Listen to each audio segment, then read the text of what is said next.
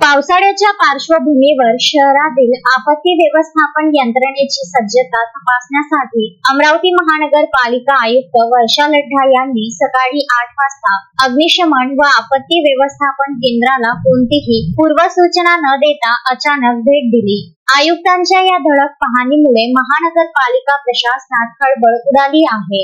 आयुक्तांनी पाहणी दरम्यान अग्निशमन व आपत्ती व्यवस्थापनासाठी उपलब्ध असलेल्या सर्व यंत्रसामग्री आणि उपकरणांची बारकाईने पाहणी केली। कोणते संहिता कार्यरत आहे, आपत्तीची गरज कोठे आहे याची सविस्तर माहिती त्यांनी अधिकाऱ्यांकडून घेतली। याशिवाय आपत्कालीन परिस्थितीत उपकरणांची कार्यक्षमता तपासण्यासाठी त्यांनी प्रत्यक्ष प्रात्यक्षिकही करून घेतले। पाहणी दरम्यान हजेरी रजिस्टर तपासले असता एक कर्मचारी वारंवार गैरहजर असल्याचे निदर्शनास आले। याची गंभीर दखल घेत आयुक्तांनी संबंधित कर्मचाऱ्यावर तातडीने शिस्तभंगाची कारवाई करण्याचे निर्देश दिले।